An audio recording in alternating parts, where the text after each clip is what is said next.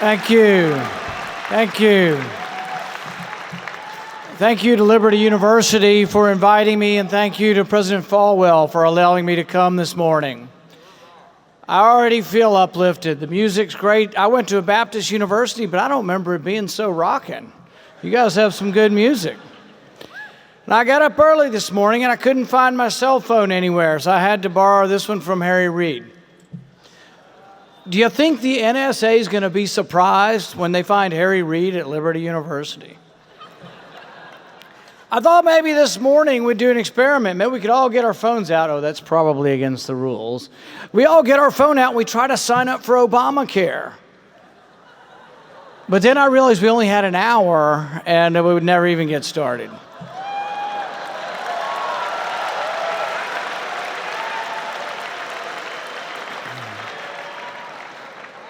In 1984, Orwell describes doublethink. The ministry of peace concerns itself with war, the ministry of truth with lies, the ministry of love with torture, and the ministry of plenty with starvation. These contradictions are not accidental, nor do they result from ordinary hypocrisy. They are deliberate exercises in doublethink. Just Orwellian fiction, right? It could never happen in America. Decide for yourself. The Patriot Act allows the most unpatriotic of acts, the government to search and seize things without a judicial warrant. Instead of patriotic rejection of tyranny, we are asked to know your neighbor in order to report upon your neighbor. Your local bank is commanded to report suspicious activity to the feds. In the past decade, over 8 million suspicious activities have been reportedly filed. National security letters, which are basically warrants without a judge's review, have been used to snoop on hundreds of thousands of Americans. Daily, anybody ever been on a plane lately? Daily, millions of travelers are subjected to invasive searches without probable cause. In the name of patriotism, billions of Americans' emails and your phone calls are being monitored. Not just communications deemed of probable cause by a judge, but every phone call in the entire country is being collected and stored. The number can't even be revealed because it's a state secret, but the number is beyond normal cognition, beyond normal computational prowess. A gazillion is not an overstatement. And I'm allowed to use that word because gazillion's not a real number. When Winston renounces Julia in 1984, I cried. Okay, well, maybe not the first time I read 1984, but the second time, 30 years later, I cried. Now, they say real men don't cry. But, you know, when Winston finally renounces Julia, it's a heartbreaking moment. The point at which we renounce what we love is a point when grown men should cry. The first time I read 1984, I was profoundly sad the entire read, but I was a teenager. And you know, teenagers are messed up for no apparent reason at all. You might know a few of them. The next time I read 1984, I was 40-something, and I had experienced love, and I could understand what it would be like to renounce the person you love. What would it take for you to renounce the one you love? What would it take for you to renounce your rights as free men and women? What would it take for you to renounce your God? 2 months ago in Syria, a young man, a young Christian, was made to answer that very question. In the ancient Christian village of Malula, Syria, where they still speak Aramaic, the language of Jesus spoke, Sarkis al-Zarqam knew the answer. When the marauding Islamic rebels swarmed into town and demanded that Christians convert to Islam or die, Sarkis stood and replied, "I am a Christian, and if you must kill me, do it."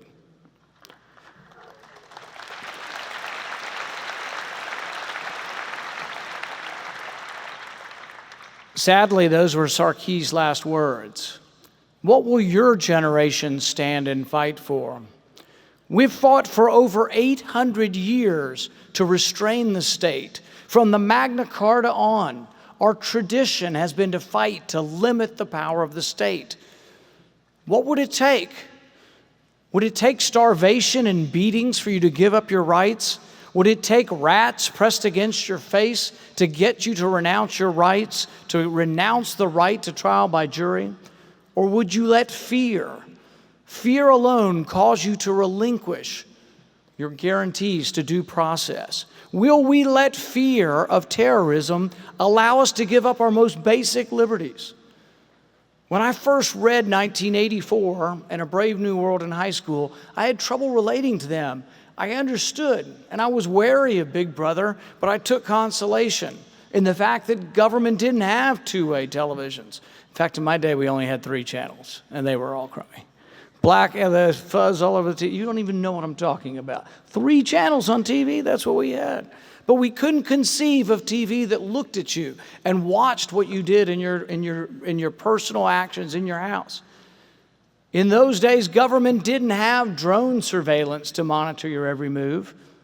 The desire by man to control his fellow man, it's always existed, as has the desire by fellow man to resist. Fellow man always had places to hide. Fellow man always had places to flee. One's thoughts, one's books, one's religion, one's private actions were hard to control, to discern and disrupt. Dystopian novels were just that, bad utopias, but not practically possible. One could always sigh in relief that such surveillance, such invasion of privacy was not technologically possible until now. Now we have the technology, drones that measure less than an inch, weigh less than an ounce, and can hover noiselessly outside your bedroom window, are not a dystopian future, but today's reality. The individualist who feared 1984 in 1949, when Orwell wrote the book, need now shout from the top of his or her lungs, for the technology has now made the unthinkable thinkable. In your lifetime, scientific advancement is exploding. Scientists have now mapped the entire human genome. Hopefully that leads to great progress in combating disease, but keep an eye on who controls that technology. I remember watching the movie Gattaca. I was thinking it just happened a few years ago, but I think it came out before y'all were born. But Gattaca, back in the 1990s, the old days came out. But I remember thinking how awful it would be to have one's whole life mapped out and known in advance simply by analyzing one's DNA. But I remember thinking, well, at least that technology doesn't exist for the state to abuse. But it's no longer true. In your lifetime, much of your potential, or maybe lack thereof, will be known simply by swabbing the inside of your cheek. Imagine, though, a world in which disease and disability are eliminated. No meningitis, no Down syndrome, no cleft palate, no cerebral palsy. Man is able to select against all of these. Each individual's biological future can be predicted by looking at their DNA. Who could argue against such a world? But hopefully someone will stand and say, wait a minute, not so fast. Didn't we try that? Didn't we learn what can happen when you let the state select for perfection? In the movie Gattaca, in the not too distant future, eugenics is common and DNA plays the primary role in determining your social class. Vincent Freeman is conceived, though, and born the old-fashioned way, without the aid of genetic selection. He turns out very nearsighted. He has a heart defect. His projected lifespan is only 30.2 years. Due to the frequent screenings, Vincent faces genetic discrimination and prejudice. The only way he can achieve his dream of being an astronaut is he has to become what's called a borrowed ladder.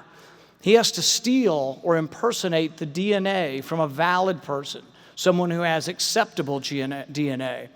He assumes the identity of a Jerome Morrow, a world-class swimming star whose genetic profile is said to be secondary to none. But he's been paralyzed in a car accident. So Jerome buys his identity, uses his DNA, his blood, his hair, his tissue, his urine to pass the screenings that happen on a daily basis. To impersonate him, he must put Jerome's blood underneath his fingertips because they're checked daily. He must wear contact lenses with Jerome's iris map on them. Jerome's genetic profile lets him get into the Space Academy. There's no interview. Imagine a world when you graduate from college, there's no interview. They take a swab of your cheek. The whole process is done by DNA. Those who get in the space program must have the proper DNA. He's selected. He eventually goes on this manned space flight.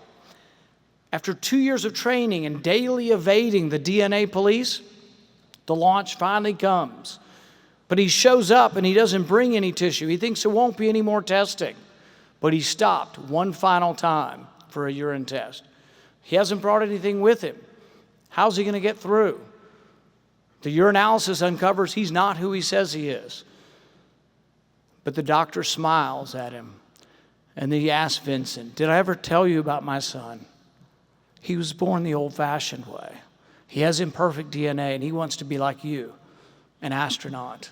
And without another word, the doctor changes the result and lets Vincent go on and get on the flight. Now, when you hear this dystopia, it's easy to say and to oppose eugenics and to say, how awful. We would never let that happen in our country.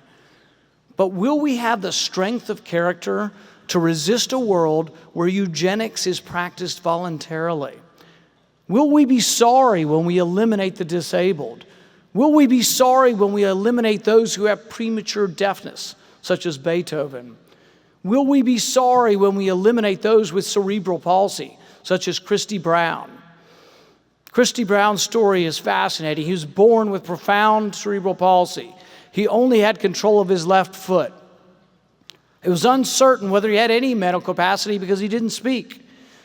The doctors advised his parents to institutionalize him. His family was a big, loving family in Dublin, and they kept him at home. His brothers and sisters carted him around the street in a wheelbarrow to their games. And finally, at the age of 5, he picked up some chalk with his left foot and wrote the letter A on the floor. He went on to become an author and a poet. Are we prepared to select out the imperfect among us? What will be the limits? Will we stop with disability? Will we go on to select hair color, IQ, height? I hope we don't do height. I'm out of here then.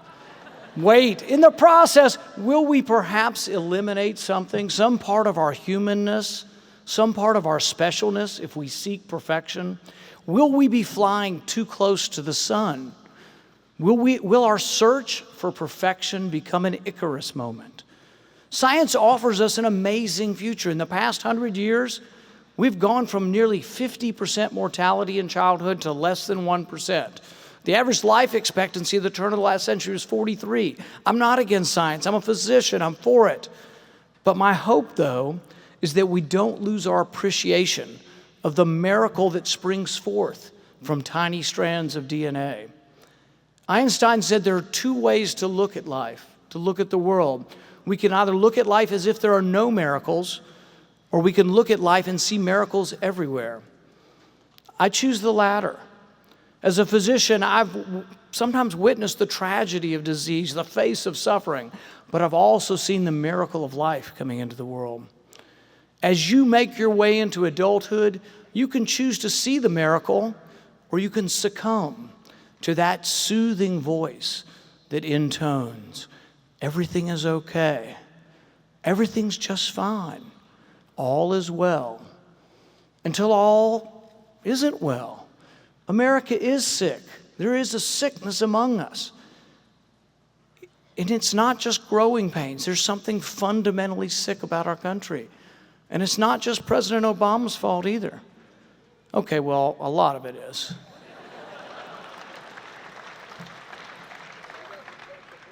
But seriously, the problem is bigger than partisan politics. I believe that America is in a full-blown spiritual crisis. The problem, as Os Guinness puts it, is not wolves at the door, but termites in the floor. Our foundation cracks. It's not that we've chosen the wrong politician, although we may have chosen a few of the wrong ones. It's more fundamental, though, than that. I think we've arrived, though, at a day of reckoning. Will we falter, or will we thrive and re-find our mojo? America has much greatness left in her if we believe in ourselves, believe in our founding documents, believe that our rights come from our Creator, believe in an economic system that has made us the richest and the most humanitarian nation ever. But we must realize that freedom needs virtue. As Os Guinness writes, the only proper restraint to freedom is self-restraint. What does that mean? It means that those of us who love freedom must realize that freedom is not licensed to do as you please. Freedom could only be realized when citizens know self-restraint, or put another way, virtue. This parallels Washington's belief that democracy requires a virtuous people. Laws don't really restrain people. 98% of people follow a virtuous course with or without law. Now, this isn't an argument against laws, but an argument that laws alone are not enough to civilize a nation. What America needs is not another politician. What America needs is a revival.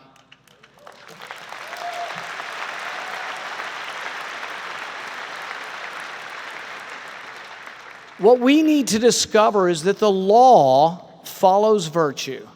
When virtue is restored, then will the law reflect goodness. Ray Bradbury wrote, "Everybody must leave behind something when he dies, something your hand touched. So when people look at that tree or flower you planted, you're there. It doesn't matter what you do," he said, "so long as you change something from the way it was before you touched it into something that's like you after you take your hands away." Michelangelo put it another way. He said, "I saw the angel in the marble, and I carved to set him free." I like that. I think all of us have an inner angel, an inner voice that if we pay attention to it, will set us free.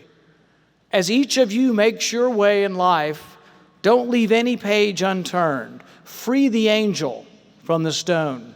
Strike a course full of joy and hope, and do it with a smile. Embrace each day like the hymn proclaims, "Then sings my soul." Good luck. We're counting on you. God bless you.